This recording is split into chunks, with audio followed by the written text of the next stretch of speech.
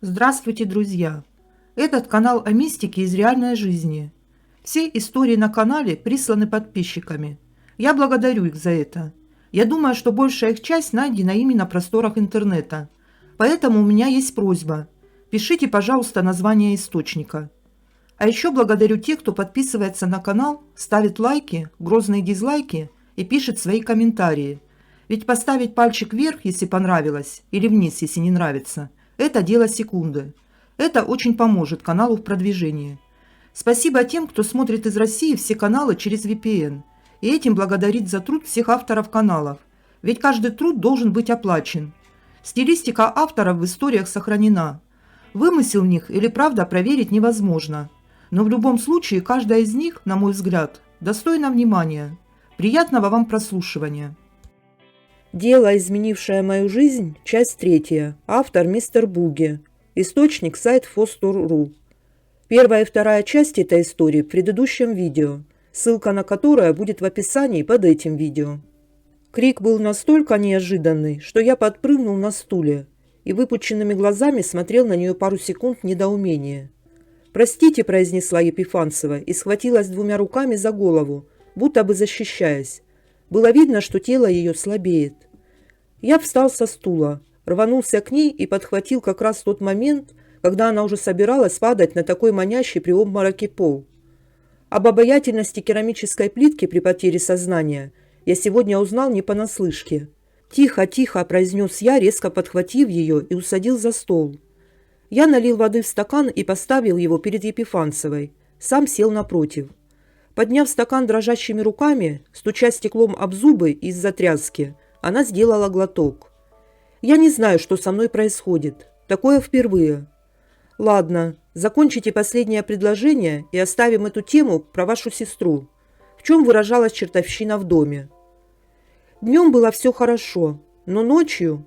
Именно в эту ночь мой муж уезжал на смену, и я осталась одна в этом кошмаре. Когда мы только заехали, я ни о чем не думала, кроме удачи, которая на нас свалилась. Поэтому можете не говорить о том, что я себе там накрутила что-то. Нет, я не могла ничего накрутить. В этот момент никаких страхов не было из-за волны эндорфинов, которыми захлестнула меня вследствие этого счастливого события – переезда в свой дом. Весь день я прибиралась, смотрела телевизор, и все было хорошо. Дело близилось к ночи. До 00:00 часов все было спокойно. Но после полуночи начался сущий кошмар. Я дочитала книгу, выключила свет и закрыла глаза. Не могла уснуть где-то до 1:30 ночи. Мне казалось, что на меня кто-то пронзительно смотрит из темноты дверного проема, ведущего в прихожую. Я светила туда светом от экрана телефона и, ничего не увидев, снова ложилась. В один момент я не выдержала и направилась в прихожую. Нажала на выключатель, звук щелчка которого в абсолютной тишине воспринимался как оглушительный выстрел. И тишина. Ни единого шороха и ни одного живого существа, взгляд которого я могла бы на себе ощутить. Немного успокоившись, я снова легла на кровать. Сослалась на то, что просто не привыкла к новому месту жительства, поэтому и мерещится ерунда всякая. Чужого взгляда больше не ощущалось, однако продолжалось это недолго. Приблизительно в 2 часа ночи я начала слышать тяжелые грузные шаги в коридоре, будто кто-то очень тяжелый прошел мимо моей комнаты. Меня окатило ледяным потом. Я лежала, боясь пошевелиться и смотреть в дверной проем. Шаги стихли где-то на кухне. Снова наступила тишина. Слышно было тяжелое биение сердца, которое, казалось, хотело вырваться из груди и вылететь из этого проклятого дома. Минут через 10-15 из гостиной раздался звук открывающейся двери шкафа. Волосы встали дыбом. Мороз охватил и сковал все мое тело. Через секунду дверь с громким стуком закрылась, будто кто-то очень сильно разозлился и ударил по ней. У меня началась истерика. Тело дрожало. Мне уже было плевать, что со мной будет. И я, вскочив с кровати, громко закричала прямо в дверной проем. «Выходи, мразь! Я знаю, что ты здесь!» Ответа не последовало. Я быстро дотянулась до выключателя, спасительный свет озарил спальную комнату. Лучи от лампочки попадали и в коридор. в котором не было абсолютно ничего странного. Я выскочила в коридор, включив свет, и там тоже пусто. И тут боковым зрением я заметила на кухне свет, в которую не попадал, человеческую фигуру, которая будто следила за мной. Вся моя оставшаяся смелость быстро испарилась. Я пулей вылетела из дома, даже не закрыв за собой дверь, и побежала к подруге, которая жила на той же улице. Время было 3:30 ночи. Рассказав ей все, успокоившись, я легла спать. Утром я позвонила мужу и все рассказала. Он мне не верил, но, увидев то, как я говорю ему об этом вживую, согласился вернуться на прежнее место жительства. Я не знал, как реагировать на то, что рассказала мне Епифанцева. Это было что-то невозможное, переворачивающее мое восприятие мира с ног на голову. Как второй подряд человек мог говорить о наличии в этом деле мистики? Это не укладывалось в моей еще не отшедшей от обморока голове. Становилось все сложнее не замечать очевидное. Я чувствовал себя идиотом, которому все вокруг пытаются доказать то, что в доказательствах не нуждается. «Вы не возвращались больше туда?» «Только днем прибиралась». «Ну, хоть один момент прояснили», – подумал я, вспоминая слова Марьи Сергеевны про постоянный порядок в доме, в котором уже 2 года никто не живет. «А днем замечали какие-то странности?» Ну, по сравнению с тем, что я видела той ночью, это были цветочки, а не странности. Просто предметы иногда не на своем месте стояли. А так больше ничего. Епифанцева уже успокоилась и открылась для разговора. «Почему вы продали этот дом, я понимаю. Но проясните один момент. Вы перед продажей сообщили новым собственникам о том, что там творится?» «Конечно. Мне лишние проблемы не нужны. Я сразу объяснила, почему такая низкая цена. Но они лишь усмехнулись, заявив, что не верят во все эти сельские легенды. Вот во что это вылилось. Уставившись в пол и скрестив руки на коленях, произнесла свидетельница. «Скажите, пожалуйста, а муж ваш где сейчас?» «На работе. Фельдшером на скорой работает. А зачем вам это?» произнесла насторожившись женщина, сделав очередной глоток воды. «Для справки. Не переживайте. Его я допрашивать не собираюсь. Я от вас получил достаточно информации». «Достаточно для чего?» Сам себе задал я вопрос. Что я с этой информацией делать буду? На призрака дело об убийстве вешать? У нас, конечно, и раньше были висяки, но этот, наверное, будет самый оригинальный. Горбунов меня точно потом приставит. Именно приставит, а не представит. К стенке, а не к награде. Это уж пострашнее любого призрака будет. «Алина Владимировна, имел ли кто-то кроме вас доступ в этот дом?» Эту версию можете даже не рассматривать. Попасть туда никто не мог. Убиралась я каждые 2 недели. Но там надо было только пыль протереть. Ничего такого, что свидетельствовало бы о проживании людей, не было. Все местные этот дом стороной обходят. Знают они и о сестре моей, и об этом доме. Так что нет. Не убийство это, лейтенант. Не ваше это дело. Другая тут юрисдикция. Понятно, сделав вид, что не заметил последних высказываний, заключил я. Ну что ж, спасибо за помощь следствию. Я встал со стула и направился к выходу. Епифанцева пошла вслед за мной закрыть дверь. Если что-то еще вспомните, то вот мой номер телефона. Я передал ей визитку. Всего доброго. Я вышел из дома и встал на ступеньках подъезда. Вечерело. Солнце уже даже не грело, а просто поддерживало комфортную температуру, приглашая людей выходить на улицу. Щебетание птиц приветствовало тех, кто пришел по приглашению заходящего солнца, любоваться на прекрасный вечерний пейзаж лета. Люди гуляли, радовались, смеялись. Я вдохнул свежий сельский воздух и закрыл глаза.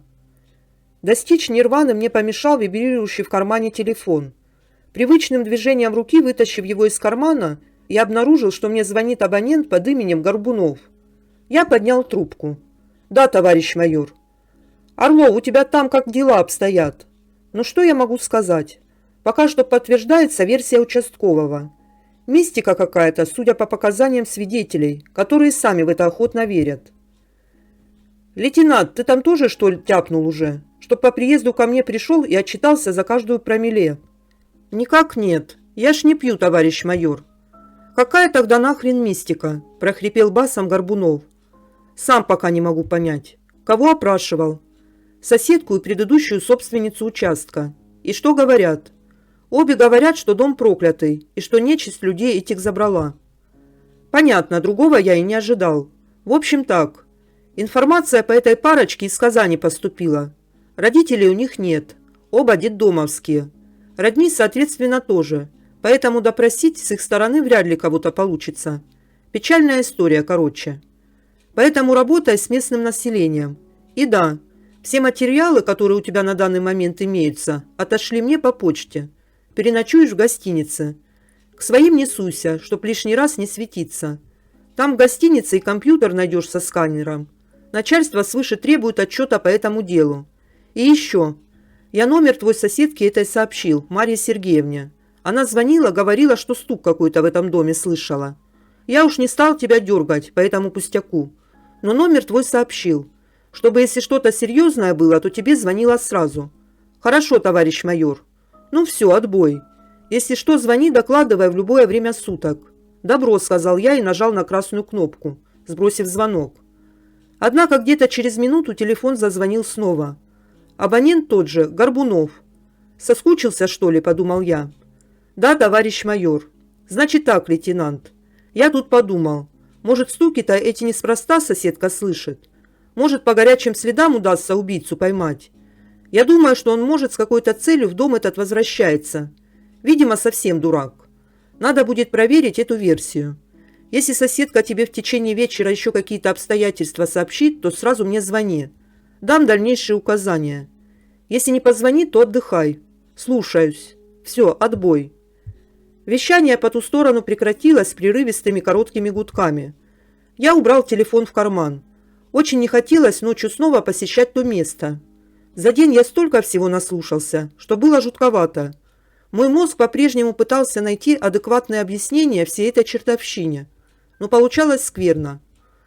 Может, они вообще тут надурить меня решили всем сбродом? Сговорились и лгут, подумал я. Но, вспомнив состояние Епифанцевой и Марьи Сергеевны при даче показаний, я отмел эти мысли. Если они лгут, тогда это очень хорошие актеры. Ладно, черт с ним, будет как будет. Загрузившись в машину, я повернул ключ зажигания, запустил двигатель и тронулся в сторону магазина.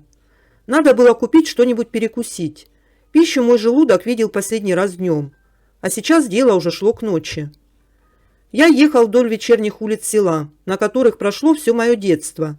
Небо, будто при участии мастерской руки художника, было окрашено в розоватый от заходящего солнца цвет, который отражался на асфальте, деревьях, людях. Все вокруг было покрыто приятным розоватым оттенком. В голове переплетались разные мысли. Ностальгия, грусть по прошлому, по детству. Изменился ли я с того момента? Ведь я тот же маленький Саша, который когда-то бегал по этим улицам и играл в войнушку. Я же совсем не изменился. Ведь так? Тот добродушный мальчик просто прячется сейчас под личиной серьезного человека. Сотрудника полиции, лейтенанта Орлова. Ведь в душе все те же мы такие дети. Будь нам хоть 20 лет, 30, 40, 50. Мы все равно остаемся теми же обидчивыми и чересчур наивными маленькими мальчиками и девочками. Просто эту детскость мы прячем от других, а другие прячут от нас. Потому что с детства нам говорят, что взрослым нельзя дурачиться, нужно быть серьезными. И нам кажется, что позволить себе побыть детьми в таком возрасте хотя бы немного, хотя бы капельку, это дурной тон, за которым неминуемо последует осуждение. А как бы иногда хотелось снова вернуться в то время, взять в руки игрушечный автомат и бить невидимого врага с друзьями, представляя себя военным, пока мама не позовет домой ужинать. Теплые мысли от этих воспоминаний разбивались в прах, когда я возвращался в реальность и понимал, что это уже, к сожалению, никогда не вернуть. Купив в одном из супермаркетов необходимые продукты, я немного перекусил. Когда ходил по магазину, было слышно, что все люди только и делают, что обсуждают утреннее происшествие. «Да, такого наша Земля еще не видела», – подумал я. Кто-то верил в паранормальное, которое стало причиной смерти целой семьи, а кто-то нет, и пытался отчаянно доказать, что это все слухи. Вот будет от следствия официальная версия. Тогда и докажется моя правда, говорили скептики и даже не подозревали, что рядом с ними сейчас находится представитель того самого следствия, которое должно было исключить всю паранормальщину и с логической точки зрения объяснить произошедшее той злополучной ночью. Однако, чем глубже следствие в моем лице зарывалось в доказательную базу, тем меньше поддавалось логике все происходящее вокруг этого дома. Ладно, нужно сохранять спокойствие, на все смотреть объективно, без приплетания всякой мистики. Мои размышления прервал звонок с незнакомого номера. «Да», — ответил я, сделав голос как можно серьезнее. «Это полиция?» — послышался из трубки уже знакомый мне голос, в котором я сразу же угадал Марию Сергеевну. «А, Мария Сергеевна, добрый вечер. Да, это лейтенант Орлов, который сегодня у вас был», — произнес я с улыбкой и уже более доброжелательным тоном. «Ой, милок, это твой номер-то мне дали. Ну и слава богу, тебя-то я уже знаю. А то приедут тут какие-нибудь хамы и будут ворчать, шуметь. Ну, слава богу. Мне сказали звонить, если что странное замечу. Так вот, мне внучок показалось, что на территории двора кто-то ходил. У меня в одном из окон дома ведь часть двора ихнего, соседского видно. Вот там будто человек ходил. Мужчина. Понял вас, Мария Сергеевна. Минут через 15 буду. Спасибо за информацию». Я положил трубку. Медлить было нельзя. Вдруг этот преступник снова туда явился. Если он, конечно, совсем дурак. «Может, псих какой?» – подумал я. «Ну а что? Психушка относительно недалеко. Может, и сбежал какой и испугал этих молодых. Ага, до смерти. Хорошая версия, Саша. Да так напугал, что рты до сих пор закрыться не могут». Пронеслась издевательская нотка в моей голове. Я набрал номер Горбунова, как он и приказал. На часах было уже 9:30 вечера, когда по ту сторону мне басом ответил знакомый голос начальника. «Да, Сань, слушаю. Что там у тебя?» «Товарищ майор, как и просили, докладываю. Соседка позвонила и сообщила о том, что на территории двора дома потерпевших видела какого-то человека. Бери участкового и езжайте туда оба. Если ничего не обнаружите, то оставайтесь до утра там. Может, ночью снова заявится. И тогда фотографии мне отправь все, что у тебя сейчас на руках имеется. Серьезные люди заинтересовались нашим делом. Будет сделано, товарищ майор». Я положил трубку, быстро сфотографировал материалы дела, которые имелись у меня на руках, и отправил Горбунову. Запустил двигатель, и машина, рассекая светом фар ночной мрак, двинулась в сторону полицейского участка, которого через 5 минут успешно достигла. Участкового я знал.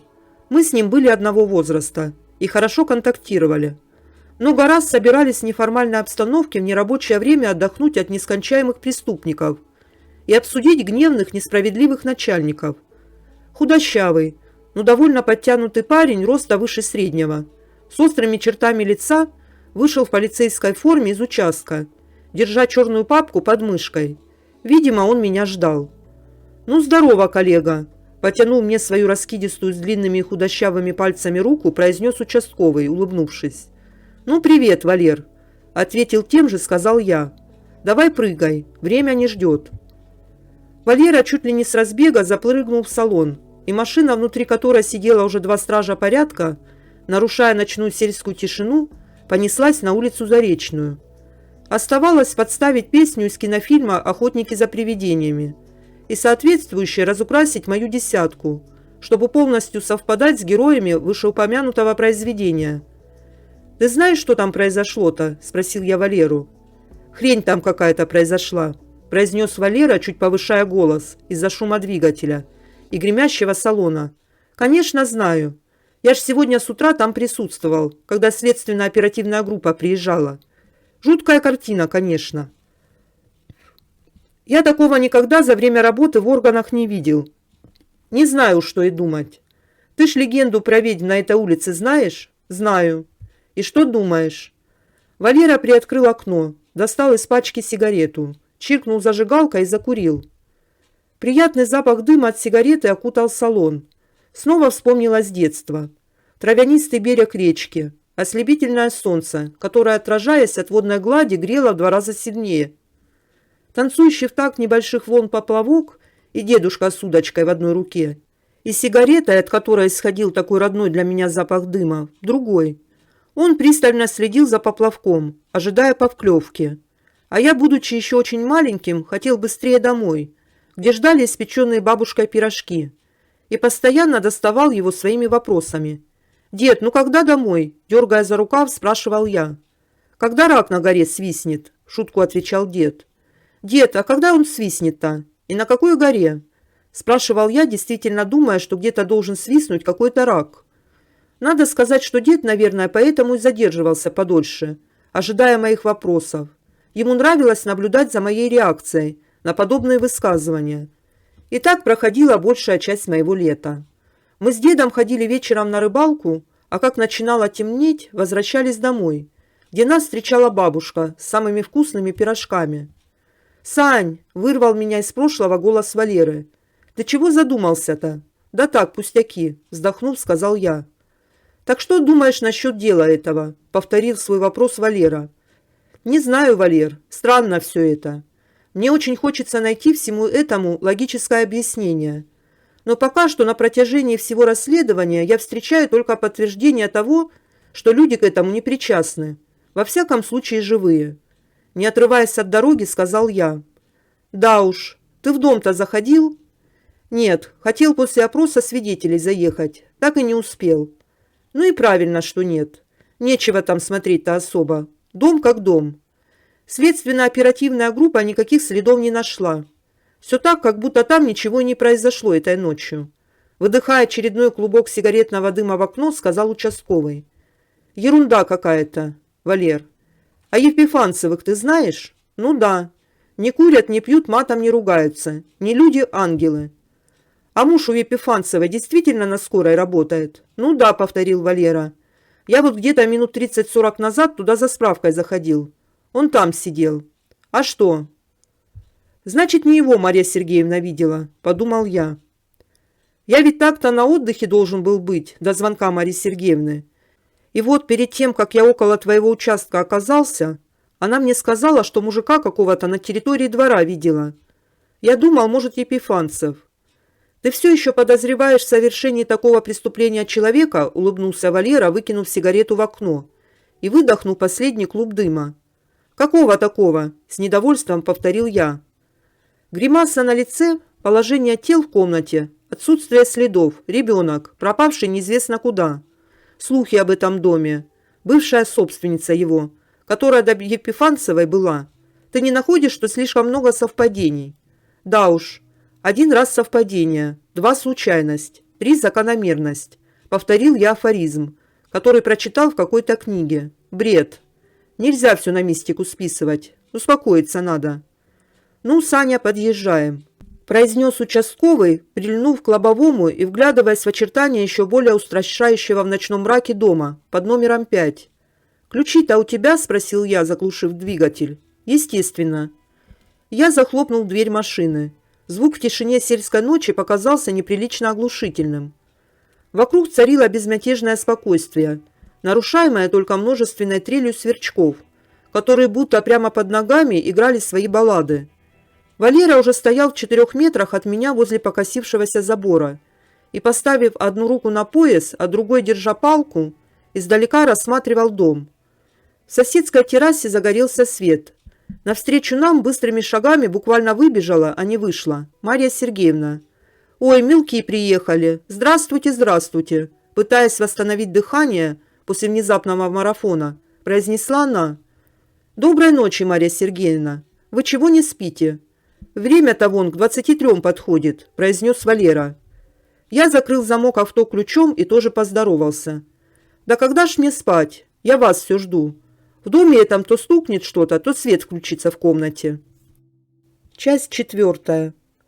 Услышав слова про свет, рука по привычке потянулась за пистолетом. Освободив свой ПМ из цепких объятий кобуры и передернув затвор, я обхватил его 2 руками. Участковый, заметив мои движения, кинул папку на сгнившую лавочку, стоявшую, или лучше сказать, уже лежавшую возле забора, и тоже достал оружие. «Ой!» – закрыла рот 2 руками в удивлении старушка. «Спокойно, Марья Сергеевна, все хорошо будет. Идите домой и ложитесь спать. Дверь заприте», – сказал я, проходя вперед участкового ко входу в калитку. «Валер, действуем осторожно. Я иду спереди, ты сразу за мной. Огонь открываем по обстоятельствам. Добро».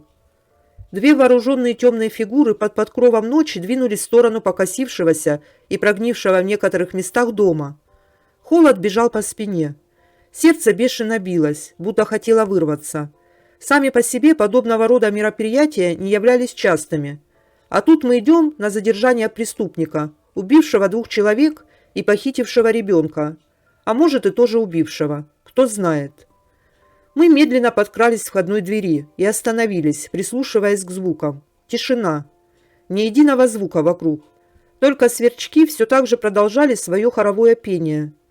Бесшумному входу в сам дом препятствовало крыльцо, которое, естественно, заиграло бы симфонию в момент, когда 2 здоровых мужчины ступили бы на него. Поэтому нужно было решать. Либо мы сейчас быстро врываемся в дом и застаем предположительного преступника врасплох, либо позволяем себе поскрипеть крыльцом, и потом резко затихаем, прислушиваясь к звукам внутри. Я выбрал второй вариант. Кто его знает, может, оно и скрипеть-то не будет. Я осторожно ступил ногой на крыльцо, и действительно, оно было настолько в плачевном состоянии, что рассыревшие доски не способны были воспроизвести какие-либо громкие звуки. Я поднялся по ступенькам и прислонил ухо прямо к двери, прислушался. Снова тишина. Но это та тишина, которая была на улице, когда мы подъехали. Это была зловещая тишина. Тишина загадочная и необычная. От этой тишины бежали мурашки по коже. Волосы вставали дыбом. Я взглянул на участкового, тот кивнул головой в сторону двери. Я попытался открыть дверь. Заперто. Но как же тогда там мог гореть свет? Стуки, свет. Может, Марье Сергеевне почудилось, накрутила? Я почувствовал резкое движение сзади себя. Обернувшись к Валере, я обнаружил, что он смотрит на меня каким-то странным, испуганным взглядом. Я вопросительно кивнул головой. Он осторожно приблизился ко мне и с дрожью в голосе шепнул. Я видел его. Я смотрел на него, как на сумасшедшего. Кого ты видел? Силуэт мужской в окне. Он знает, что мы здесь. Где? Вон там, указал Валера на одно из окон, в котором было пусто. Нет там никого. Он исчез сразу, как я к тебе повернулся. Ну так сейчас задержим, если он еще там. Только дверь закрыта почему-то. У него ключ, что ли, есть? Нет, Сань, ты не можешь его задержать. Это не человек, как отрезал, сказал Валера. Почему ты так решил? Да потому что это не тело человека было, а силуэт. Черный силуэт, только очень четкий. Не размыленный, а четкий. Если бы это был человек, то видно было бы одежду. А так на нем вообще ничего будто бы и не было. Валер, возьми себя в руки. Значит так, ты быстро открываешь дверь. Я забегаю, и ты следом за мной. Сразу включай свет, где найдешь выключатель. В такой ситуации сложно сохранять спокойствие. Но больше этого некому было сделать. Я помнил рассказ Епифанцевой. И становилось очень жутко. У меня уже не было никаких сомнений, что в этом доме творится какая-то необъяснимая чертовщина. Но что мне оставалось делать? Звонить Горбунову и сообщать, что я не выполнил приказ, потому что испугался призрака? Я лично ничего не видел. А Валера и Епифанцева просто очень впечатлительны. Все. Найдено логическое объяснение. Если это было логическое объяснение, то я, видимо, логическим мышлением не обладаю. Да, наверное, в тот момент так и было. Я пытался себя успокоить хоть как-то, потому что волнение накатывало все сильнее с каждой минутой. «Валера, вперед!» – очень тихим шепотом произнес я, указав на дверь. Участковый достал из кармана ключ и дрожащими руками быстро, насколько это было возможно в его состоянии, открыл дверь. Я тут же потянул за ручку и, держа перед собой ПМ, вошел в помещение с криком «Всем оставаться на месте! Полиция!». Заметив выключатель глазами, уже привыкшими к темноте, я нажал на него. Лампочка в прихожей ударила по глазам ярким светом. Я на пару секунд замолчал, прислушиваясь к звукам. Участковый в этот момент стоял сзади, оглядываясь по сторонам и держа наготове ПМ. В ответ на наши действия не прозвучало ни единого звука. Я указал участковому жестом, чтобы тот шел на кухню. Сам осторожно направился в спальню. В доме и правда была идеальная чистота, будто бы ничего здесь и не произошло прошлой ночью. В спальне я никого не обнаружил. Уже порядком успокоившись и опустив ПМ, я направился к последней комнате, гостиной. Там тоже никого не было. Дом был чист. Следы присутствия здесь людей вообще отсутствовали.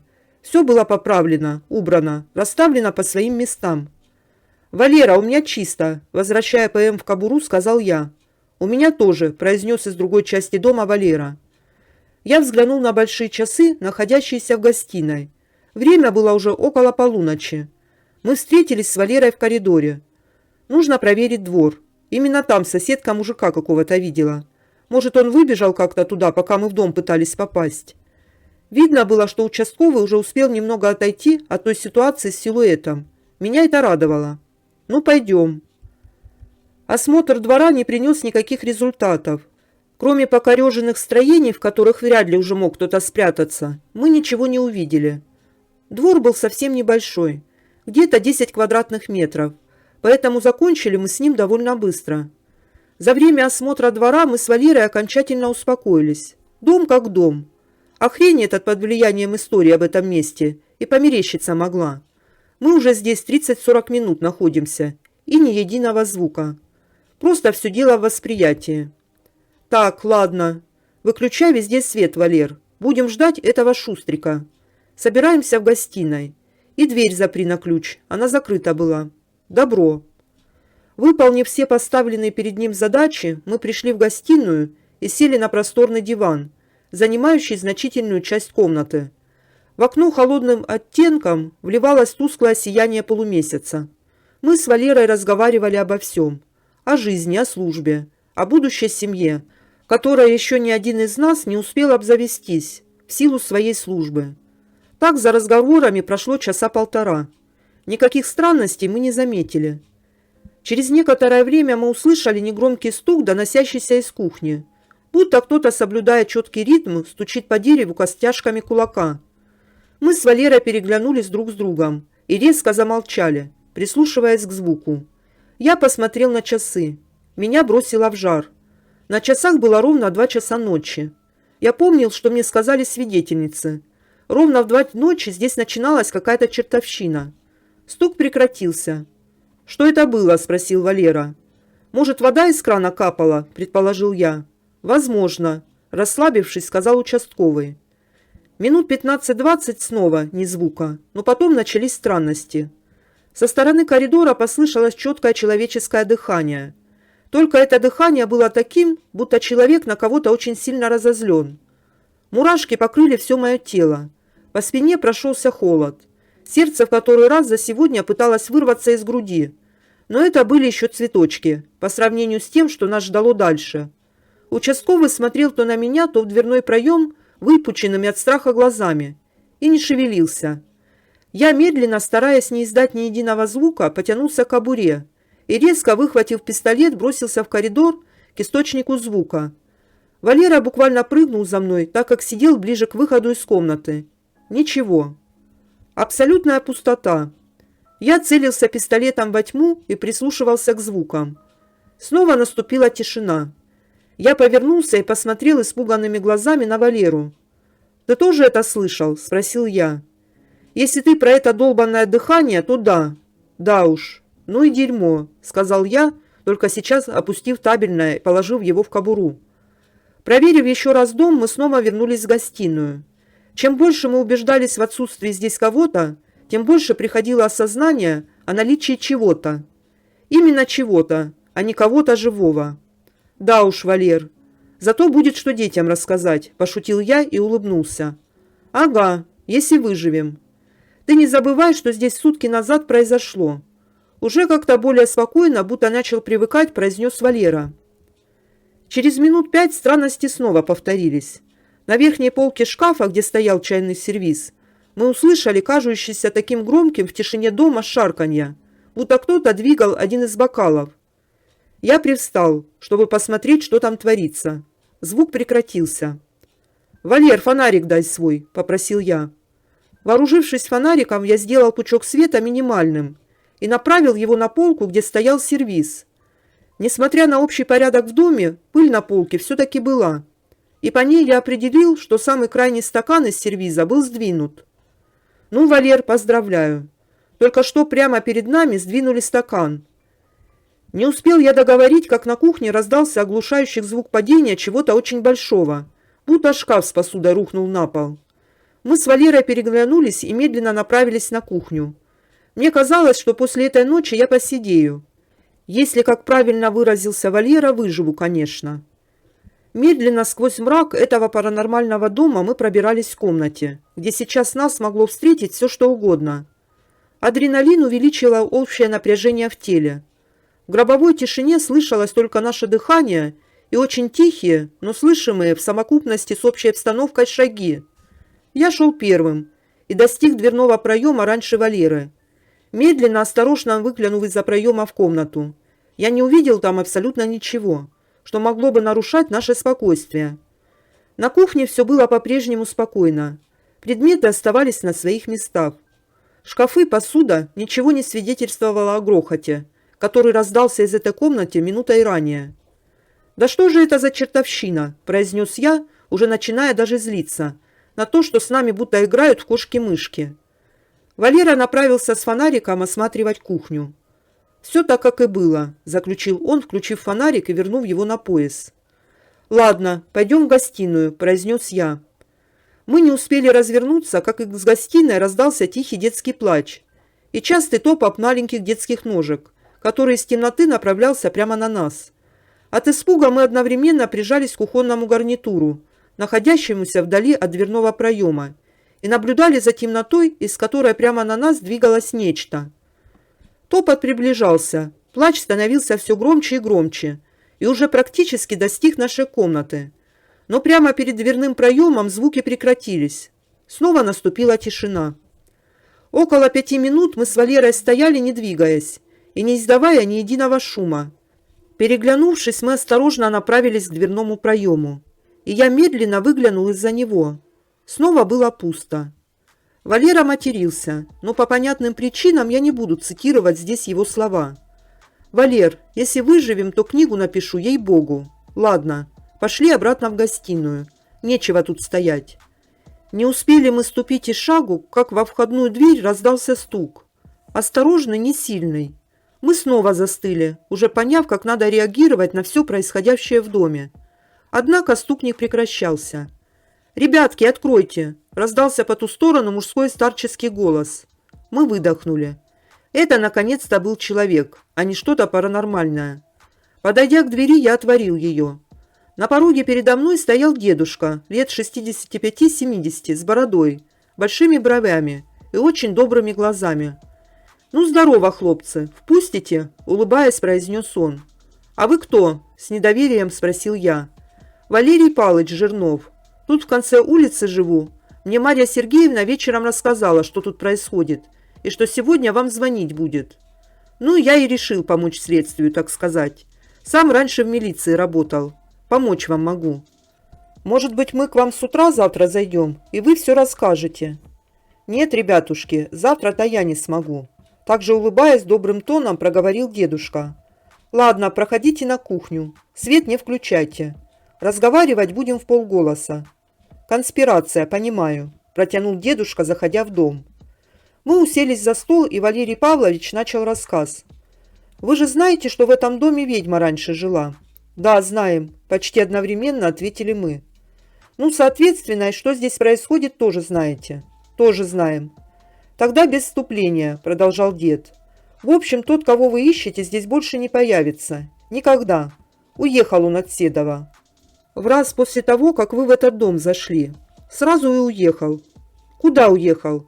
«Ох, не знаю я, ребятки, куда. Но точно знаю, что уехал.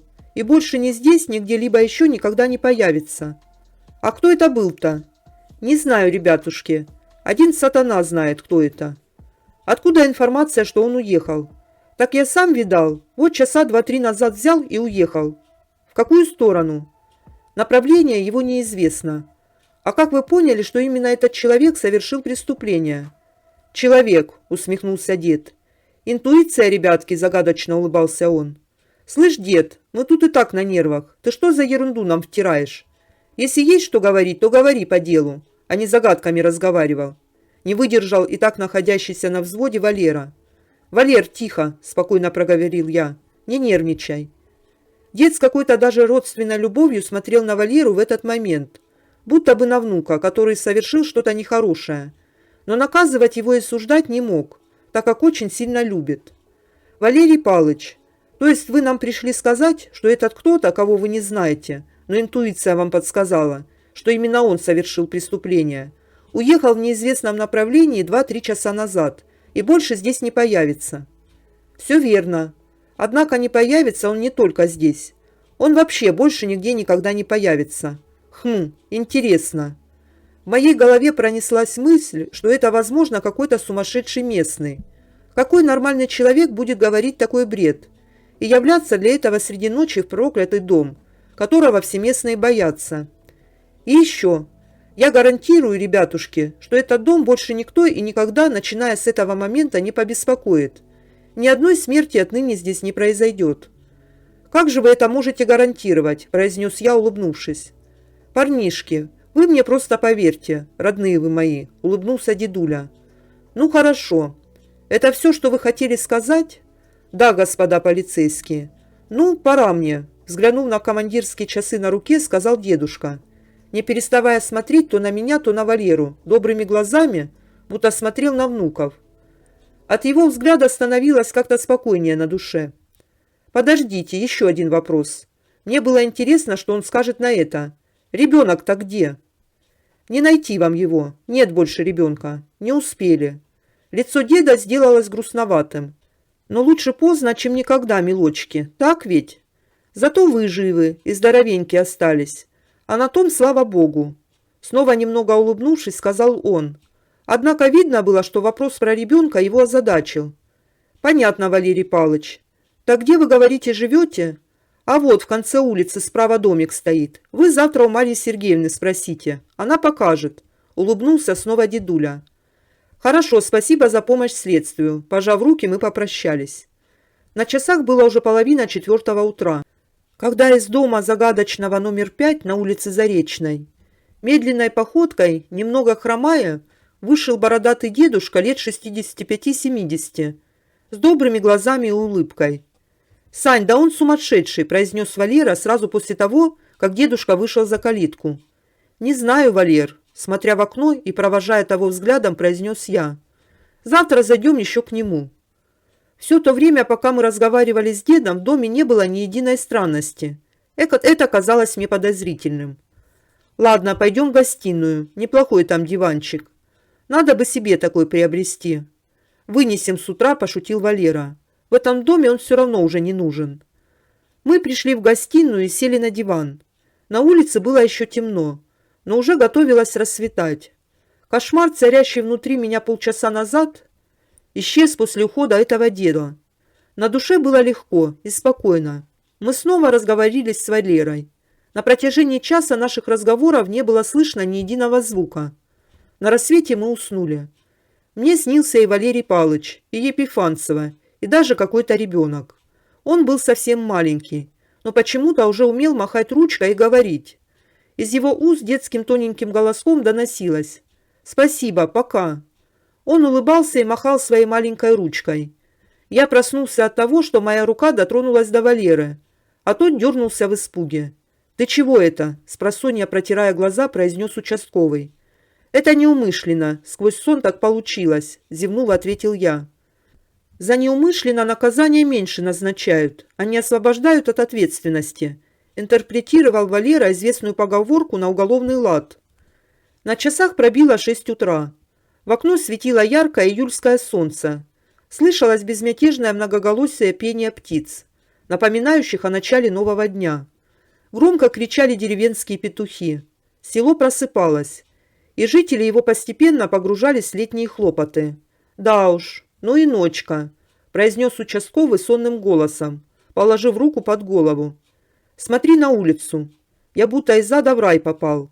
После всего того, что мы пережили ночью, увидеть такую красоту – это что-то невероятное».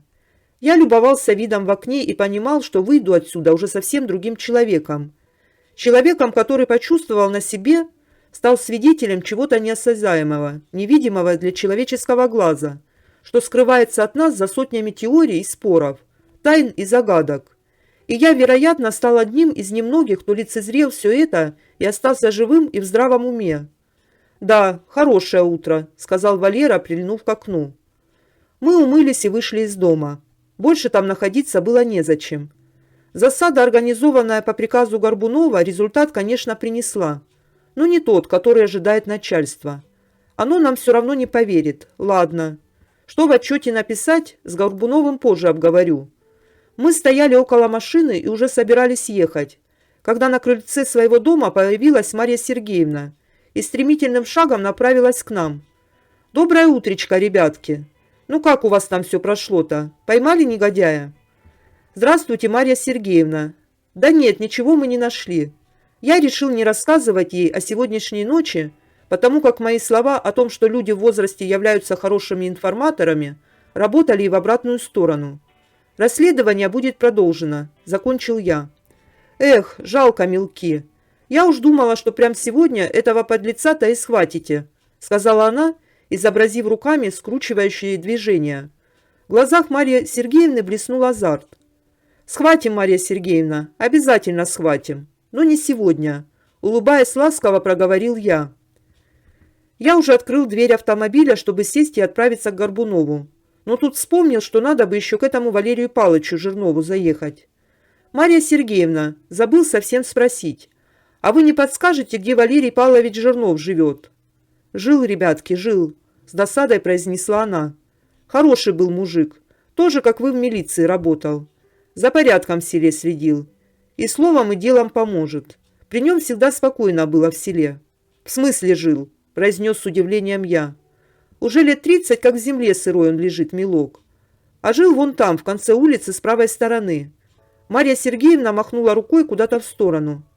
«Подождите, а кто ж тогда к нам сегодня ночью-то приходил?»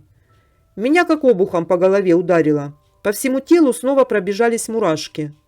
Мы с участковым переглянулись с растерянными глазами. «Кудонь приходил?» «А у вас нет фотографии его?» Не замечая вопроса бабушки, произнес я. «У меня общая есть. Мы на субботник как-то всей улицей выходили в раз за год, до кончины его. И он тоже там был. Сейчас принесу». Через минуты 3 мы уже стояли и рассматривали принесенный Марьей Сергеевной старый пожелтевший от времени снимок. Глаза рыскали по людям, коих было около 30-40 на фотографии. И тут он. На фотографии точь-в-точь был изображен тот человек, который приходил к нам этой ночью. Неужто? «Валер, ты понимаешь, что мы с призраком сегодня ночью разговаривали?» Я смотрел на участкового оторопевшими глазами, а он такими же на меня. Так вот, почему он сказал, что сегодня не получится заехать-то к нему. Потому что нет его, Валер. Нет его здесь, на земле. И почему загадочный был такой, тоже понятно становится. Один сатана только знает. Гарантирую, что в этом доме больше ничего не случится. Вспоминал я его слова. Это объясняет тот факт, почему он ночью пришел, подумал я. Какой нормальный человек ночью припрется? Это, получается, он каким-то образом повлиял на этот дом, как-то. Победил нечисть, которая в нем была. Потому что в 3 ночи должно было быть все только начинаться, судя по показаниям свидетелей. А тут он в 3 ночи пришел, и все наоборот затихло. И более того, больше никакой чертовщины не происходило, произнес я больше для себя, чем для Валеры. Валера в 100-й раз рассматривал лицо давно умершего Жирнова на фото, не веря в то, что случилось. Марья Сергеевна, которая до этого момента не понимала, о чем мы с Валерой говорим, произнесла. «Не зря, видать, он набожный-то такой был». «В каком смысле?» – спросил я. «Ну, он в церковь ходил, постился всегда. Икон у него дома очень много было. И крест он огроменный на груди носил. Видать, до сих пор нас здесь охраняет всех. И раньше в милиции работал, охранял, и сейчас не бросает». Задумчиво покивала, смотря куда-то в сторону, Марья Сергеевна. «Надо будет свечку за него поставить». «А как умер-то он?» «Глупо, ребятки, глупо. Ехал на мотоцикле своем, и в него пьянь какая-то влетела. Через руль перелетел и в дерево. Смерть мгновенно наступила. Все село оплакивало. Такой мужик хороший был». Марья Сергеевна достала из кармана платок и утерла выступившие слезы. «Ладно, поедем мы. И так уже подзадержались. Надо начальству докладывать». «Спасибо за все, Марья Сергеевна», – попрощался я с бабушкой. Запустив двигатель машины, который ответил мне приветственным урчанием, я ударил по газам, и мы с Валерой понеслись прямиком к Ерниковскому участку полиции. «Да, Сань, ну и хреновину мы с тобой пережили. честно говоря, улыбаясь, произнес Валера. Хреновина это мягко сказано, Валер. Детям теперь можно рассказывать. Да что там детям, внукам? Ты же понимаешь, что нас сумасшедшими посчитают. Да черт с ними. Посчитают и посчитают. Пускай чего хотят, говорят и думают. Плевать я на них хотел. Важно то, что это было. И что я жив, цел и орел. Это да, смеялся я в ответ. Настроение было прекрасным. Я чувствовал, что все вокруг стало ясно. Если вчера моя голова была забита расследованием, фактами, вопросами, то теперь она была кристально чиста. Будто кто-то залез в мой мозг и разложил там все по полочкам. Это было прекрасное чувство. Ну, Валер, давай, удачи. На следующей неделе в баньку махнем. Отметим наше с тобой второе рождение. Подъехав к участку, попрощался я с другом. А ты куда сейчас? К Горбунову поеду. Не знаю пока, что говорить. Наверное, скажу правду. А там пусть сам думает, верить или нет. В общем, по обстоятельствам буду действовать, улыбнулся я. Ну, давай, лейтенант Орлов, счастливо. Улыбнулся мне Валера и направился в сторону участка, поправляя полицейскую фуражку. На улице, так же, как и вчера, светило яркое обжигающее солнце, которое щедро одаряло выходящих на улицу людей летним теплом. Ласточки краили лазурное небесное полотно, издавая характерный писк. Синицы, будто подпрыгивая в такт, щебетали, перелетая с одного дерева на другое. Взрослые спешили на работу. Дети катались на велосипедах, играли, веселились. Около 8 часов утра мой ВАЗ-2110 был уже около отдела Краснослободске. Я зашел в такой уже родной участок, в котором очень чтили советское прошлое, потому как ремонт здесь не делали, видимо, именно чтобы сохранить культурное наследие предков. Донести до потомков быт советской милиции у наших властей получается идеально. Да и не только милиции. Больницы, МЧС, заводы. Везде музеи, передающие этот советский дух. На входе в застекленном окошке с полукруглым вырезом все так же сидел дежурный, постоянно разговаривающий по телефону. «Горбунов у себя?» «Да, Сань». «Заждался тебя уже?» Зажимая рукой микрофон телефона, произнес мне дежурный. Я прошел на второй этаж и постучался в дверь, на которой черными буквами на золотистом фоне было написано «Начальник уголовного розыска Горбунов Виктор Михайлович». «Товарищ майор, разрешите?» Чуть приоткрыв дверь, спросил я. «Заходи, Сань», – послышался басовитый голос Горбунова. «Ну, докладывай». Пригласив меня присесть на стул, произнес Горбунов. Он был навеселе. Сегодня, видимо, произошло какое-то очень радостное событие в жизни Виктора Михайловича.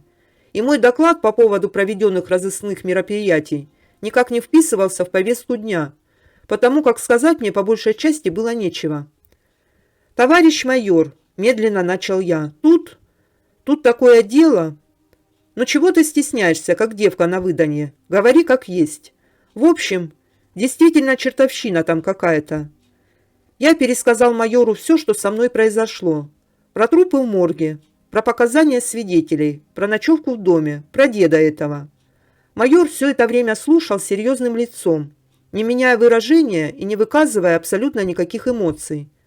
Я закончил свое повествование и мучительно ожидал ответа Горбунова, опустив глаза. Около 5 секунд он молчал. Не знаю, какое в этот момент у него было выражение лица. Однако эти 5 секунд показались мне вечностью. «Ну чего ты глаза-то опустил, лейтенант? Точно прям как девка на выданье», – засмеялся Горбунов. Я поднял глаза и нервно заулыбался. «Я, конечно, скептик, но не идиот, Сань. А еще немножко начальник уголовного розыска. Поэтому верю фактам.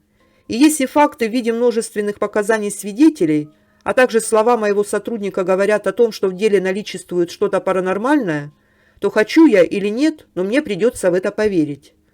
В этот момент меня переполняло чувство уважения к Виктору Михайловичу. Я не знал, как бы отреагировал на такое, находясь на его месте, и не ожидал, что он меня поймет.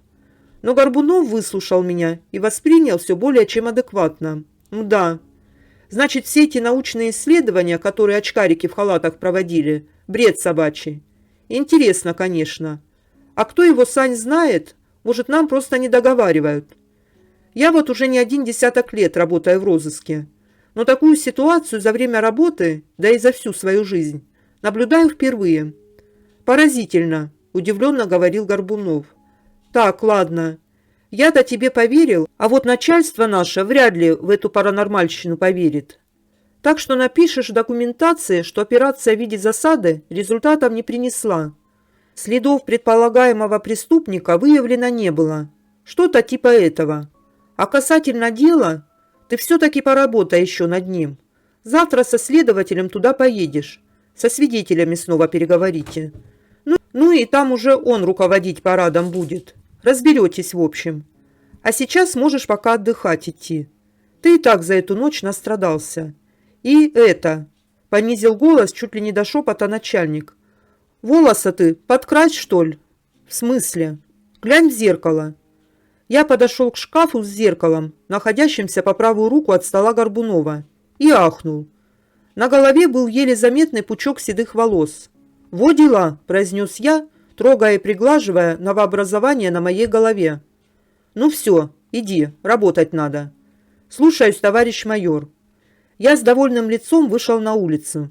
На душе было так легко и свободно. Глаза слепило жаркое июльское солнце. В лицо дул летний освежающий ветерок, и казалось, что никаких проблем у меня больше не существует. Сейчас я не понимаю, с чем это было связано. Может быть, это осознание того, что я знаю больше, чем другие, на меня так повлияло? Или тот добродушный дедушка, которого звали Валерий Палыч? Неизвестно. Я сел в свою десяточку, запустил двигатель, который в очередной раз поприветствовал меня своим урчанием.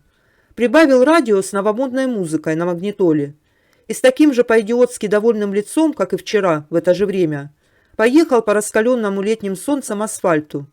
Впереди моей оперской жизни было еще много уголовных дел, связанных и с жестокостью, и скоростью.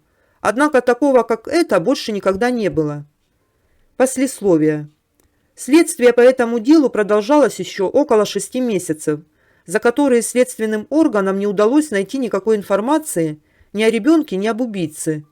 Дело о похищении ребенка было приостановлено, отложено в дальний угол и пополнило ряды висяков, а уголовное дело по факту смерти 2 человек прекратили за отсутствием состава преступления. Экспертиза показала, что смерть молодой пары наступила вследствие остановки сердца, вызванного сильным испугом и шоком. На основании заключения экспертизы и факта отсутствия каких-либо следов преступления на месте происшествия и было принято решение о прекращении уголовного дела. Могилку Валерия Палыча мы с Валерой отыскали примерно через неделю после всего случившегося. Вызвались помогать, ухаживать за ней. Так до сих пор и ходим. Кто когда сможет. Бабушка Мария Сергеевна таки дождалась детей и внуков с Москвы и была очень рада их приезду. Стуки и силуэты из соседского дома больше ее не тревожили. Муж Марии Сергеевны на удивление пошел на поправку после того случая и даже начал выходить на прогулку. Касаемо судьбы самого дома. После смерти собственников дома он попал в собственность муниципалитета, откуда его снова выкупили Епифанцевы. Это я узнал от самой Алины Владимировны, которая звонила и, чуть ли не рыдая от счастья, рассказывала, что в доме теперь можно спокойно жить. Тот ужас, который там творился, прекратил свое существование. И почему-то высказывала именно мне слова благодарности. Было неловко. Дом попал в хорошие хозяйские руки мужа Епифанцевой, который примерно за полгода изменил его до неузнаваемости. Сейчас он ничем не отличается от всех остальных, которые стоят на улице Заречной. Красивый, с пластиковыми окнами, побеленными стенами, новеньким забором и скамейкой. В общем, хозяин руку приложил. А я все так же решал в большинстве рядовые дела с Маньками и Петьками, которые друг у друга воровали мешки с мукой. И радовался тому, что занимаюсь этим делом именно здесь, именно у себя на малой родине. Ответ автора истории на комментарии под публикацией. Доброго времени суток, уважаемые читатели. Благодарю вас за положительные и не очень отзывы о моей истории. Прошу прощения, если конец получился более скомканный, нежели начало. Старался дописать как можно быстрее, дабы не кормить вас обрывками. Однако и этого сделать не удалось, потому как историю редачили очень долго. Можно было бы более скрупулезно подойти к написанию. Поэтому вышло так, как вышло. Отвечать на одни и те же вопросы, отражающие сомнения в правдивости истории, я не буду. Ваше право верить или не верить. Я написал все так, как было. Я знаю, что это правда. Это не рассказанная мне кем-то история. Это то, что случилось непосредственно со мной. Некоторые сетуют. Почему вот это вот, вон то вон, и это не раскрыто в истории? Может потому, что когда мы имеем дело с паранормальным, то оно всегда оставляет больше вопросов, чем ответов, не так ли? Как я могу ответить на вопросы, на которые сам не знаю ответа? История носила художественный характер изложения, потому что давно хотел попробовать себя в этом направлении и решил не ограничиваться банальным изложением фактов, а добавить какой-то литературной ноты в виде диалогов, описаний и так далее, что в конечном счете, как я предполагаю, сыграло злую шутку в виде появления множества скептических комментариев. На этом хотелось бы подвести итог. Это было, безусловно, самое удивительное, что произошло со мной в течение жизни. Если бы мне кто-то рассказал об этом, то я, наверное, тоже бы не поверил. Но это мое дело. Дело, изменившее мою собственную жизнь. И не верить собственным глазам я не могу. Еще раз благодарю тех людей, которые поддерживали меня в комментариях и в личных сообщениях на протяжении всего повествования. Ваша поддержка была неоценима. Всем читающим всего самого наилучшего.